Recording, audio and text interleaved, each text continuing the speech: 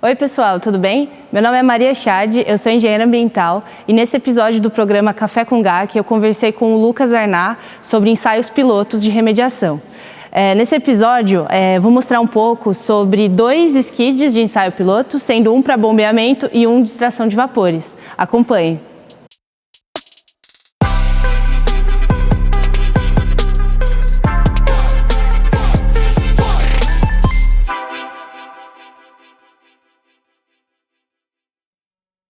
Queria agradecer pela sua presença, estou bastante feliz que a gente está gravando de novo aí com a Recon e queria convidar você a se apresentar, por favor.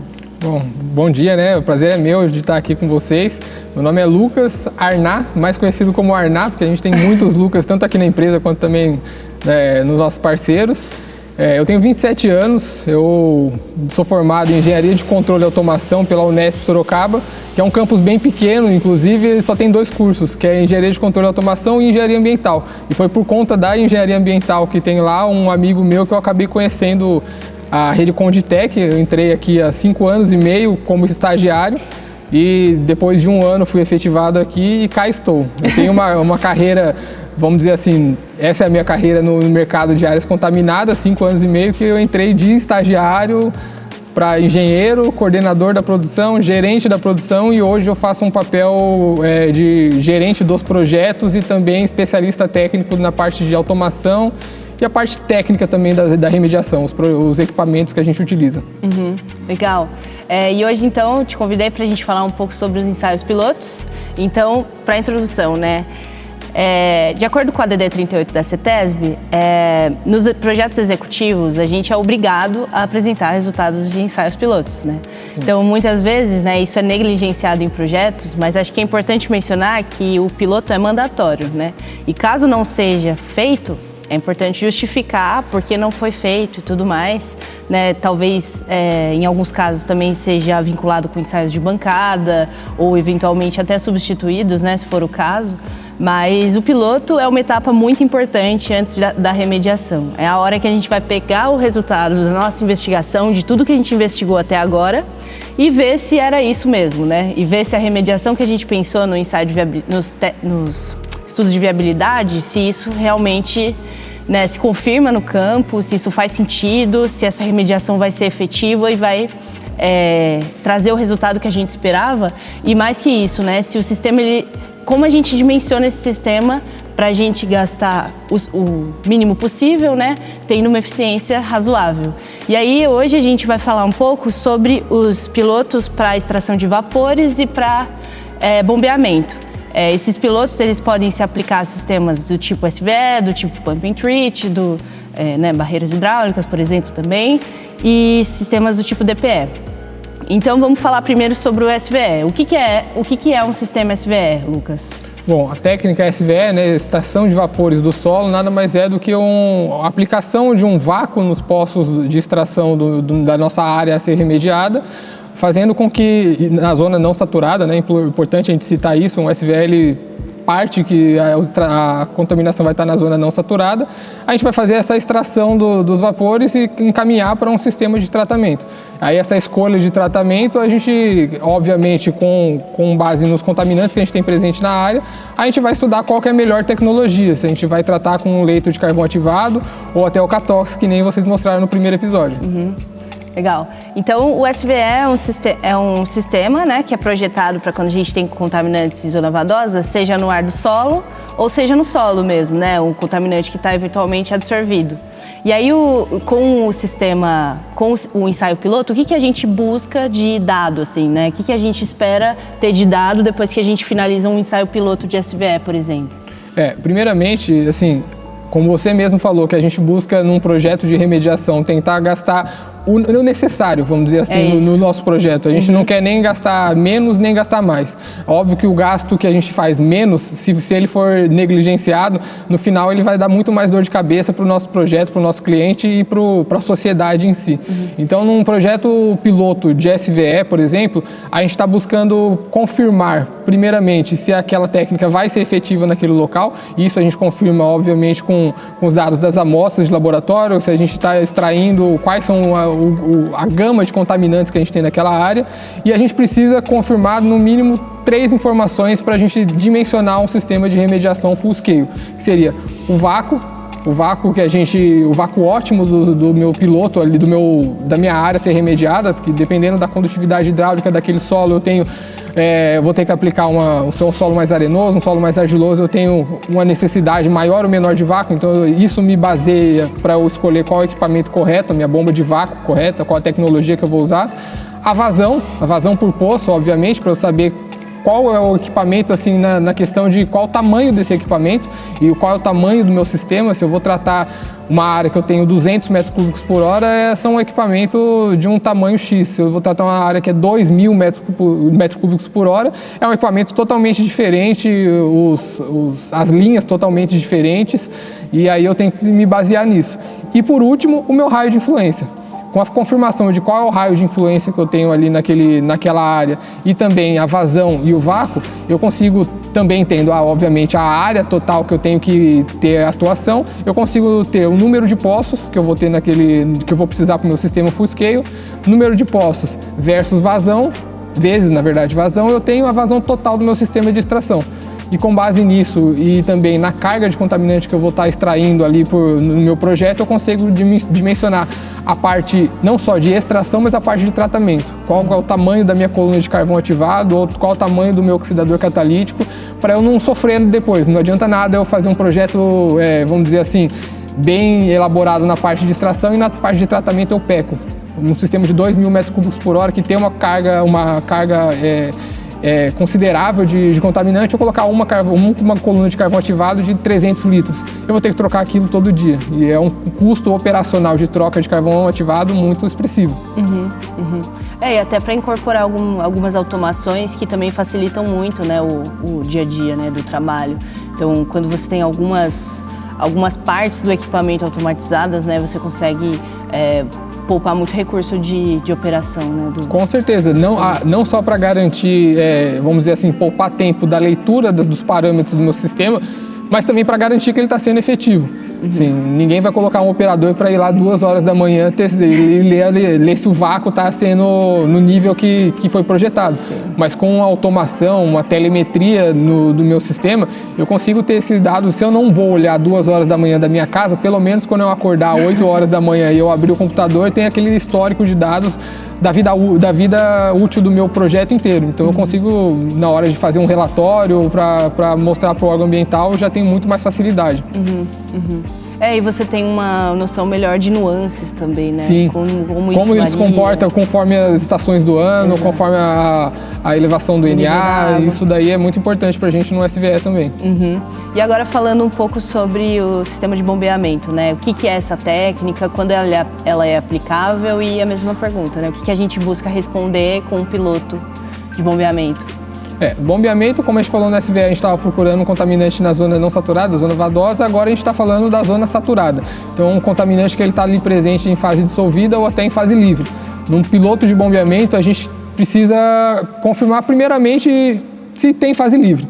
Assim, se a gente está esperando ter fase livre, colocar ali o meu posto de extração de bombeamento no meu hotspot e ver se realmente ele está obtendo fase livre. Isso já vai mudar completamente a escolha dos equipamentos que eu vou ter no meu full scale. Se eu tenho fase livre, primeiro eu vou ter que colocar um equipamento ali, uma caixa separadora de água e óleo para a gente reter essa fase livre e não passar para frente, porque senão vai ser uma dor de cabeça para eu ter que tratar fase livre. Outra coisa também que a gente precisa saber é também qual é a vazão que eu vou ter ali naquele poço, qual que é a recarga que eu tenho ali naquele local. Medir o raio de influência também desse meu poço de bombeamento, para eu saber também com a área total qual que vai ser o número de poços que eu vou ter que tratar. E também, obviamente, com a leitura com as amostras que eu tenho ali daquele local, daquele poço, eu projetar qual que vai ser a estratégia de tratamento. Eu posso, do mesmo jeito que eu falei, coluna de carvão ativado ou até um CATOX, eu posso também colocar aqui agora no piloto de bombeamento, fazer um airstripping para volatilizar esses contaminantes presentes na fase dissolvida, transformar isso em fase vapor e poder tratar de uma forma muito mais fácil do que se eu fosse tratar esse meu contaminante em forma líquida no carvão ativado. Tem um custo operacional muito mais trabalhoso de eu trocar o carvão ativado na água.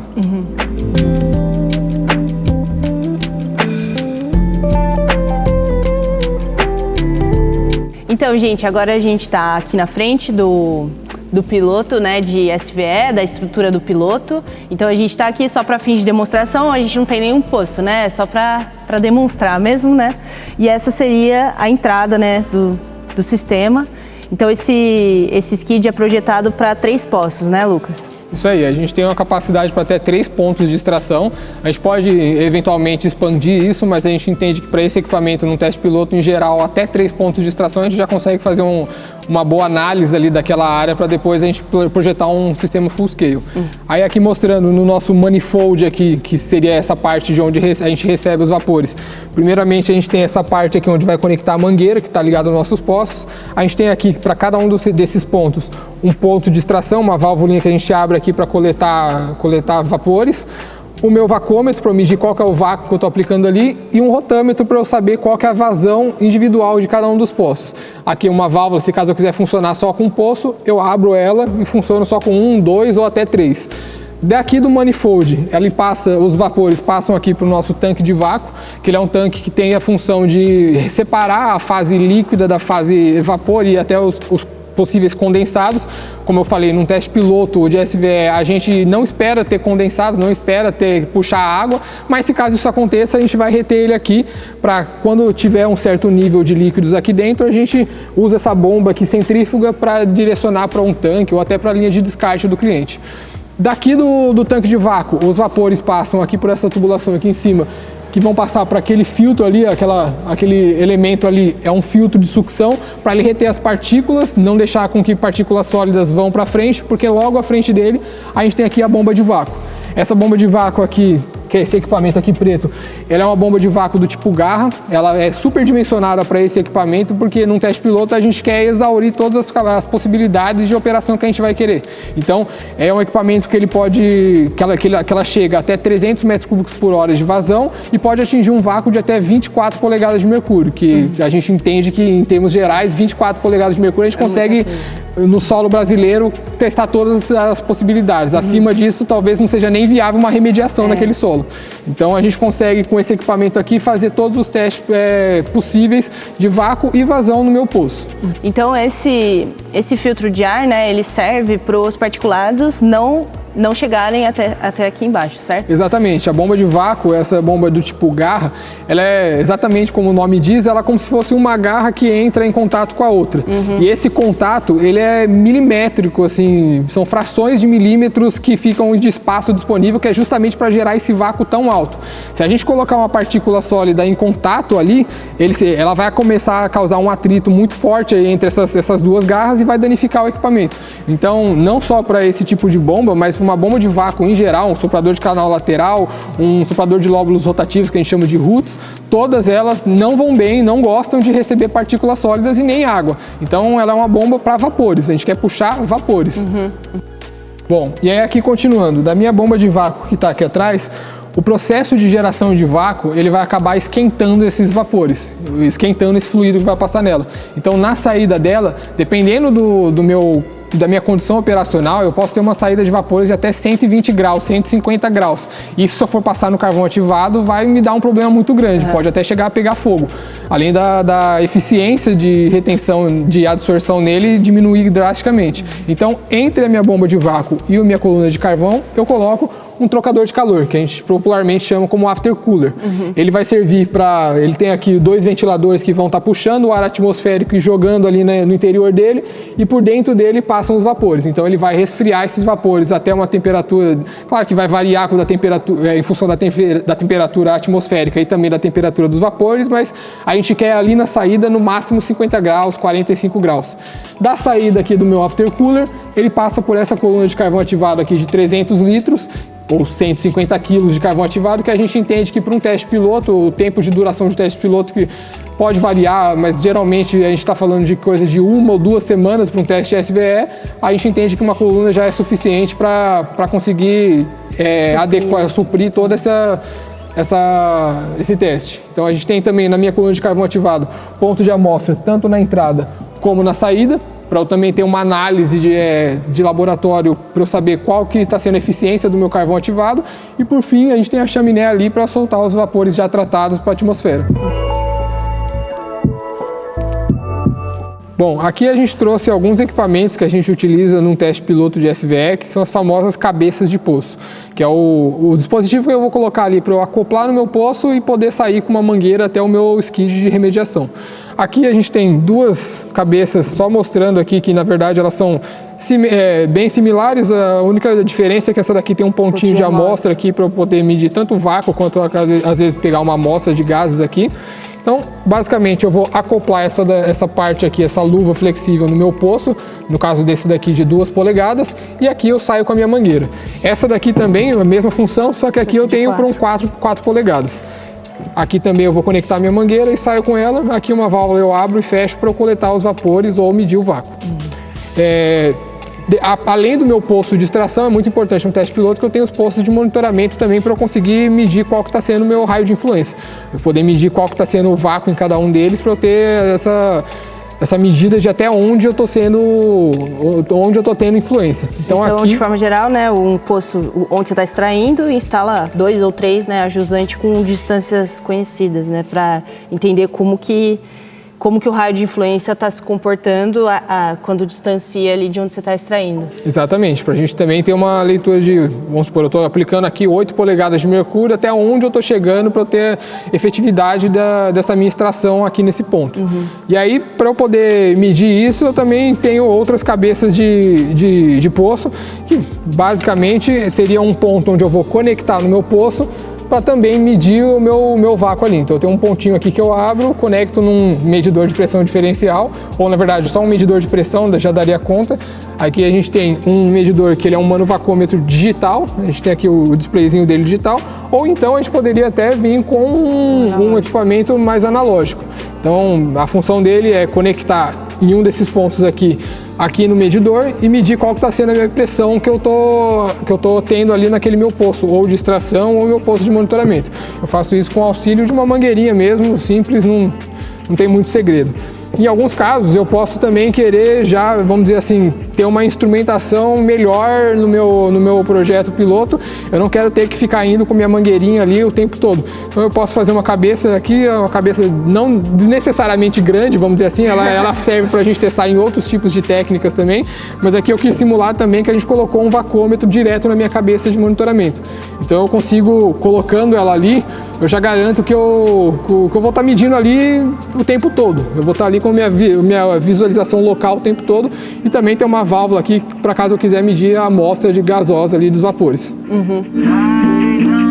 Enfim, a gente também mostrando um exemplo de uma cabeça de monitoramento para um poço de 1 polegada. Ela é bem bonitinha, assim, bem pequena, mas a função dela é a mesma. Ela é cônica assim para justamente garantir a vedação no meu poço. O poço provavelmente ele vai ter um diâmetro interno que está intermediário entre aqui esse poço, essa parte mais larga, e aqui essa parte mais fina. Então a gente coloca e o próprio atrito entre a cabeça e o poço já garante a vedação para a gente. Sim. Quando o vácuo está ligado. Isso, quando o vácuo está ligado. Na verdade nem precisa do vácuo ligado. Se você entrar ali no poço, às vezes dá até uma batidinha leve e ela já vai selar ali no poço. Como o poço é redondo e aqui também é circular, a gente garante a vedação ali. Entendi. Em alguns casos a gente pode até colocar um O-ring na cabeça, né, que é aquele anel de vedação, para ele também, como ele é uma borracha, ele vai conseguir se moldar, né, ao formato do poço. Então, agora a gente mudou, a gente estava falando do módulo de extração, agora a gente vai falar um pouco do piloto para bombeamento, né? Isso então, aí. Aqui a gente tem, inicialmente, eu acho que o equipamento que vai gerar, vamos dizer assim, o combustível para o nosso sistema de bombeamento, se a gente está falando de bombas pneumáticas, é o nosso compressor de ar. Aqui a gente tem um compressor de ar tipo pistão, também a gente consegue olhar no tamanho do meu skid e pensando que a gente vai ter no máximo 3 bombas, a gente vê que é um equipamento super dimensionado. E a gente, num sistema piloto, é importante a gente ter sempre uma folga de disponibilidade, tanto dos equipamentos quanto do ar comprimido, do vácuo da minha bomba, para eu poder testar tudo que eu tenho à minha disposição no teste piloto. Eu não posso chegar e falar, por que eu não testei a uma certa condição operacional? Porque eu não tinha equipamento para isso.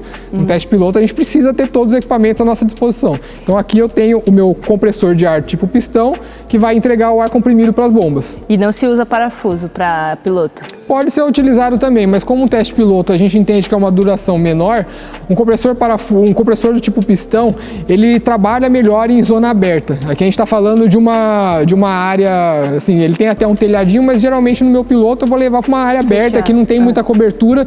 Se eu for colocar um compressor do tipo parafuso, já não é tão legal eu deixar ele a céu aberto. Então o compressor pistão, ele já, vamos dizer, ele é um heavy duty, assim, ele serve para aguentar porrada. Acho que é legal falar um pouco a diferença entre os dois.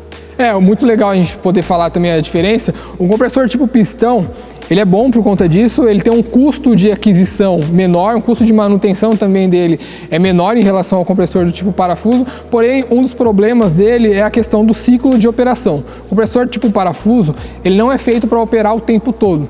Ele precisa de um tempo de descanso para também ter vamos dizer assim, o resfriamento do motor. Então o motor dele, se eu ficar operando o tempo todo, ele vai aquecer o motor e vai acabar desarmando por sobrecarga se o meu painel elétrico estiver corretamente dimensionado. Se não tiver, eu posso acabar até queimando alguma parte do meu compressor. Já o compressor parafuso é o contrário. Ele é um compressor um pouco mais caro, geralmente é um compressor que tem um pouco mais de automação nele. Alguns casos de compressor parafuso a gente tem até um display ali que me mostra quais são as horas de funcionamento, às vezes já mostra até qual que é a minha necessidade de manutenção, então é um compressor legal nesse ponto, e ele serve para funcionar o tempo todo. Então, se eu preciso de um sistema vamos fazer um exemplo, meu sistema full scale, eu vou precisar de 20 metros cúbicos por hora de ar comprimido. Se eu estou falando de um compressor pistão, eu vou ter que escolher um no mercado que trabalhe no mínimo a 40, no mínimo ao dobro, para garantir que metade do tempo ele fique descansando.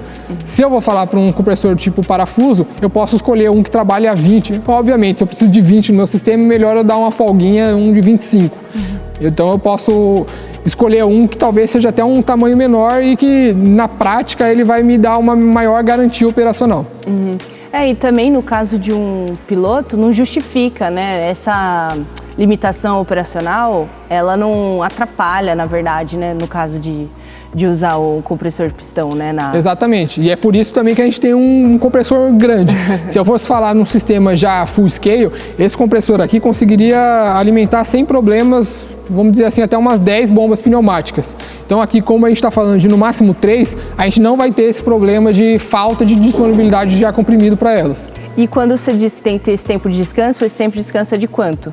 Isso depende de fabricante para fabricante, mas em média, os fabricantes pedem para que ele funcione num ciclo de 50 a 50, no máximo 50 a 50, ou seja, 50% do tempo funcionando, 50% do tempo descansando. Aí é claro que de compressor para compressor pode às vezes melhorar um pouco a construção dele e ficar uns 70 a 30, 60 a 40, mas 50 a 50 é o que a gente gosta de utilizar até para o projeto do meu sistema, para a escolha do meu compressor. Sim.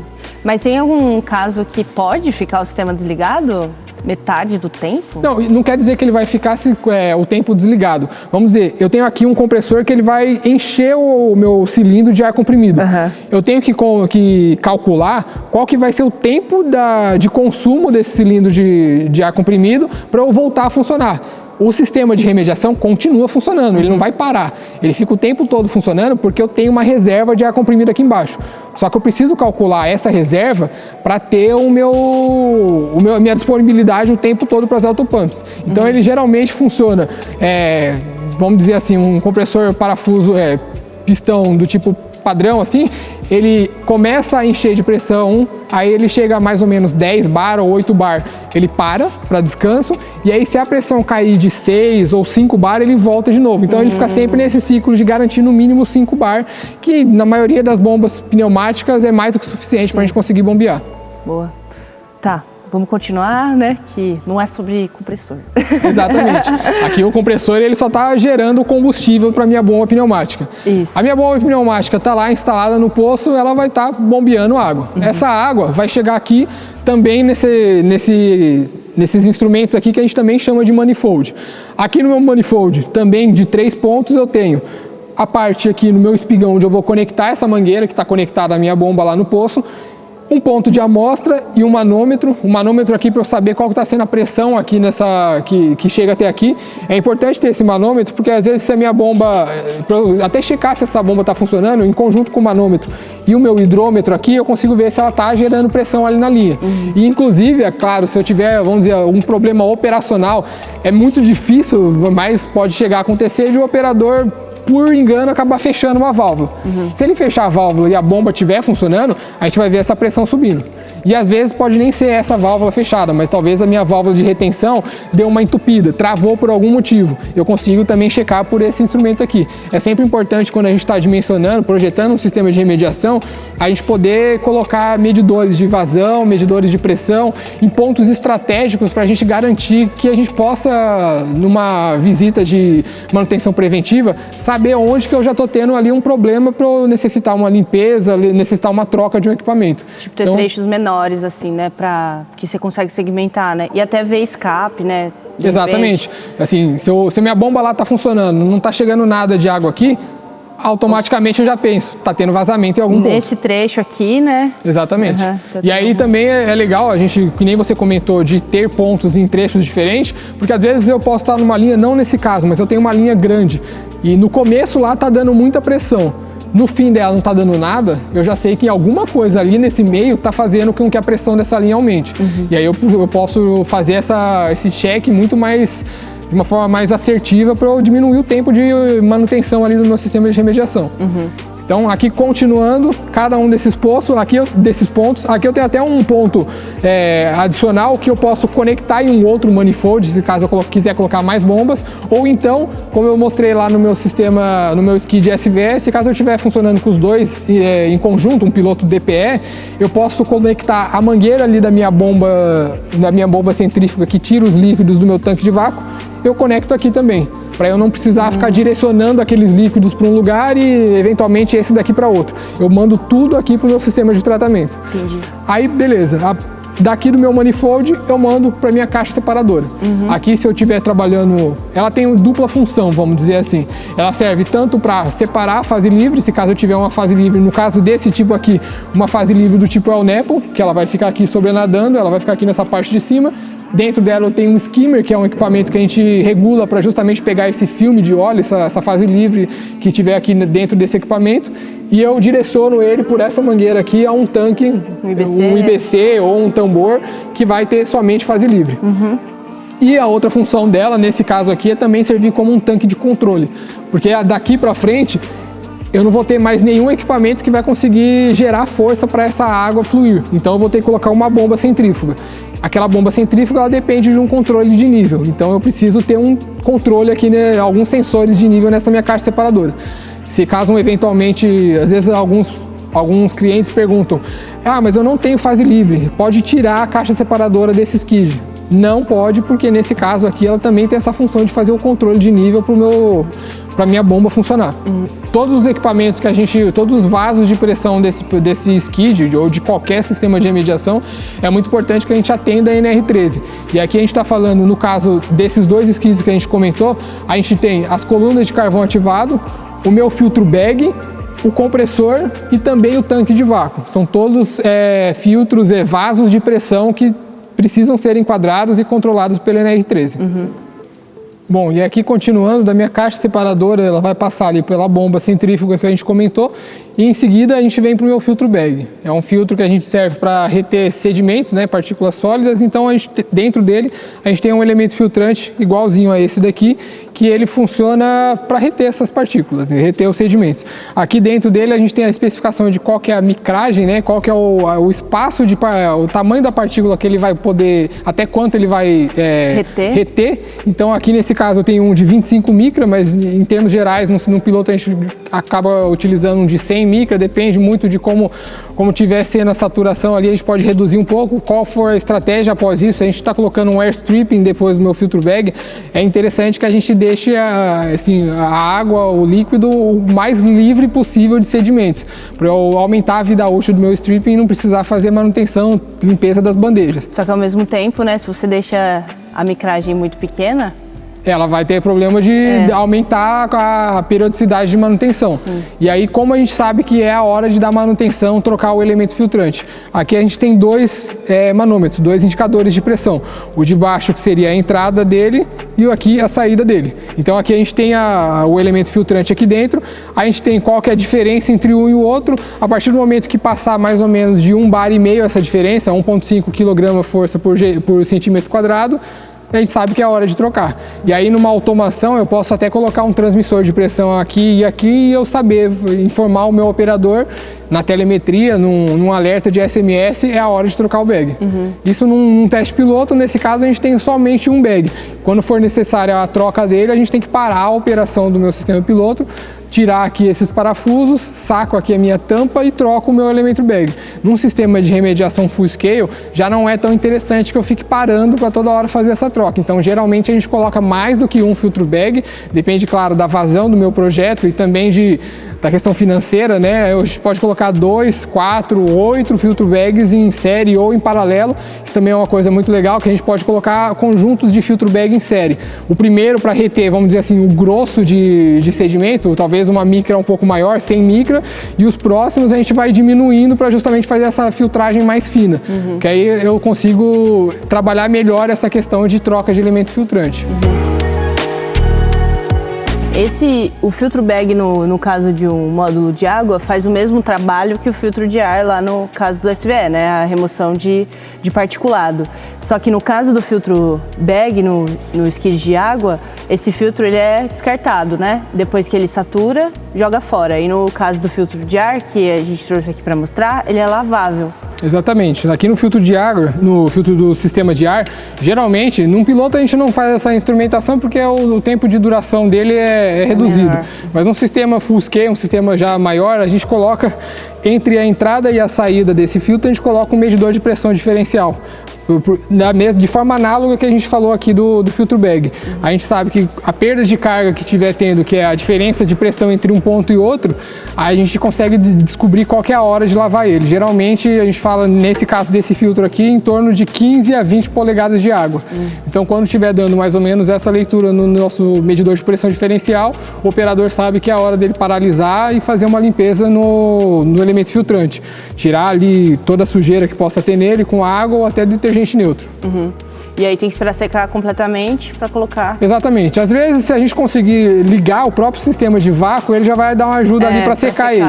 Mas se a gente puder deixar ele um pouquinho no sol, não vai ser uma perda de carga tão expressiva. Mas é bom a gente saber que se ele estiver molhado, obviamente ele vai ter uma restrição de vazão maior do que se ele estiver seco. Bom, aqui por fim, depois do filtro bag que a gente reteve os sedimentos, os particulados, por fim, nesse caso desse skid piloto, a gente tem uma coluna de carvão ativado. A gente tem algumas válvulas instaladas estrategicamente aqui nesse piloto, até essa daqui de cima e tem uma aqui atrás, que ela serve para, se caso eu vou querer testar uma outra técnica de tratamento antes de jogar no meu carvão ativado, que nesse caso seria um air stripping, eu posso colocar. Então eu colocaria um outro skid intermediário aqui, junto com o meu módulo de tratamento de água, para eu fazer esse air stripping, a volatilização dos meus contaminantes presentes, para eu também poder medir no teste piloto qual está sendo a eficiência. E aí, por fim, eu passo na minha coluna de carvão ativado, que nesse caso, se eu estiver usando o air stripping, seria um carvão ativado só para polimento final. Agora, se eu não estiver usando o air stripping, o carvão ativado que vai fazer a absorção, vamos dizer assim, total do meu contaminante presente na água, em fase dissolvida. Mas quando você está fazendo, por exemplo, um piloto para DPE, então você vai estar com 2 skids lá, o de água e o de vapor. E aí se você inclui um air stripper nesse módulo, o que volatilizou, vocês ligam lá no SVE para tratar? Geralmente a gente não unifica essas vazões. Tá. Então os vapores que forem tratados pelo airstripping, geralmente a gente coloca uma nova coluna de carvão para vapores também, para tratar esses vapores especificamente. Até é importante a gente fazer isso num teste piloto para a gente não ter essa confusão de quais são os vapores, de qual que é vamos dizer, qual que é a origem desses vapores.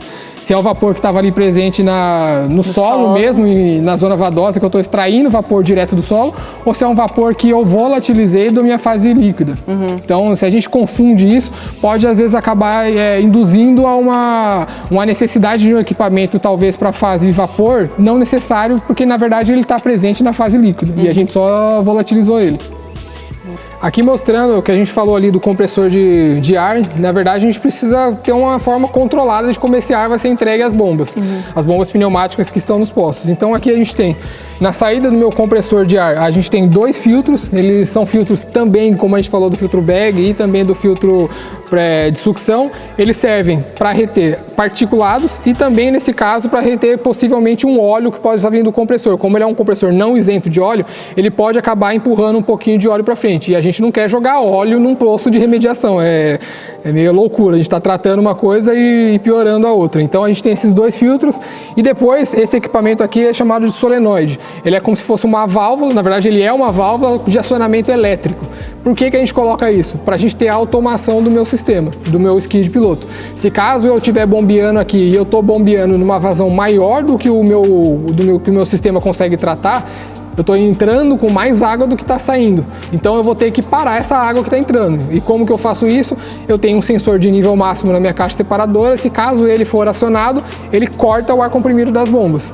Que aí pelo menos eu consigo parar essa fonte que está entrando de água. Se eu não fizer isso, eu vou ter um transbordamento. Eu vou ter a água ali, ela vai começar, eu vou começar a jogar água que pode até ser fase livre na minha área onde eu estou remediando ali. Se não tiver um dique de contenção, eu posso talvez estar puxando de uma área e jogando contaminação na outra, e isso é um grande problema. Então agora a gente vai falar um pouco sobre a cabeça do poço de bombeamento e sobre a bomba que vai dentro do poço. Exatamente. Aqui na cabeça de poço, similar às cabeças que a gente mostrou de SVE, a gente tem a conexão onde vai estar a mangueira de água, aqui é onde a gente vai fornecer ar comprimido, então aqui é um padrão que a gente chama de PU, padrão PU10, e aqui embaixo também, como ela vai entrar com a mangueira aqui, nessa parte de baixo vai ser a mangueira onde vai estar ligando até a minha bomba. E uma coisa muito importante também é esse equipamento aqui, que é um ganchinho que ele vai estar ligando um cabo de aço desde essa parte até a bomba. Porque pode ser, dependendo da área onde eu estou, que os contaminantes podem acabar atacando a mangueira. Dependendo da agressividade que eu tenho ali, ele pode deixar a mangueira mais leve, ou então, na verdade, um dos principais usos a gente não pode estar colocando a garantia no nosso equipamento simplesmente a abraçadeira que vai estar aqui. Porque se eu acabar subindo a cabeça de poço e porventura acabar soltando, eu perdi a bomba. Sim, é muito mais difícil. Cara, é uma bomba muito cara, desse modelo aqui. É uma bomba de um valor bem alto para a gente acabar perdendo ali no poço. Não é garantia, não é certeza que eu vou perder, mas para eu tirar ela dali vai dar muito trabalho. Então, e assim, né, quando a gente coloca tanto cabo de aço quanto a mangueira, são duas... uma dupla segurança, uma redundância. Então eu coloco aqui o cabo de aço e prendo ele aqui nessa parte, só dar uma viradinha aqui, ele tem uma outra partezinha aqui que eu seguro o cabo de aço. Então aí eu garanto, com certeza, o cabo de aço tem uma resistência maior do que a mangueira. Mas mesmo ele, em algumas áreas, é importante ter uma periodicidade de vistoria e substituição. Exatamente, né, se for o porque caso. Eu posso ter um contaminante ali que ele reage com aço. E aí eu vou ter um problema. É um mundo bem, assim, a química é uma caixinha de surpresa, porque a gente tem contaminantes que reagem muito forte com materiais metálicos, mas com plástico não. Ao mesmo tempo o contrário, que ele reage muito com plástico, o PVC, o poliuretano das mangueiras que nem eu estou falando, mas não reage com metais. Então a gente tem que ter essa análise para a gente saber... compatibilidade química para saber o que eu vou utilizar. Bom, aqui a gente tem uma bomba, que a gente colocou um case dela, um corpo dela em acrílico, para a gente mostrar qual que é o princípio de funcionamento dela. Então aqui a gente vê que a água vai subindo, simulando qual seria a recarga ali de água dentro do meu poço, de aquífero no poço. Conforme ela vai subindo, ela chega num nível que aqui ele tem um mecanismo magnético que quando ele atinge esse nível, ele troca a entrada de ar comprimido para fazer com que o ar empurre a água para cima. Então, toda vez que a gente escuta esse tss, é que ele trocou e bombeou lá para cima. No caso dessa bomba aqui, uma coisa legal também da gente mostrar, ela tem essa parte aqui de baixo, que aqui é onde tem a entrada de captação da minha bomba. Uma coisa que a gente não chegou a mencionar, as bombas pneumáticas elas podem ser de captação inferior, que aí seria para um poço ou quando eu quero bombear mais, para colocar mais baixo possível para eu ter mais bombeamento, ou quando eu tenho presença de DINEPO, também é importante que eu esteja lá embaixo. E o tipo de captação superior, que geralmente é quando eu procuro o ELNEPO, quando eu estou querendo tratar a fase livre que está sobrenadante, em cima da água. E aí depois, né, que a gente faz o piloto, tem os resultados, quais parâmetros de projeto eles são importantes, né, para a etapa subsequente de dimensionamento do sistema em si? É muito importante, como eu comentei ali com você, a gente tem o número de poços que eu vou ter ali na minha área, o raio de influência e qual que é a vazão e vácuo. A partir desses 4 valores, a gente sabe quantos poços eu vou ter ali no meu sistema, qual que é a vazão total de extração e qual que é o vácuo que eu vou aplicar. Com isso, eu vou primeiramente dimensionar qual que vai ser minha bomba de vácuo. Se eu vou ter que usar uma bomba de vácuo menor, maior, ou em alguns casos até usar mais do que uma bomba de vácuo. Uma bomba de vácuo em série ou em paralelo com a outra, dependendo da minha estratégia.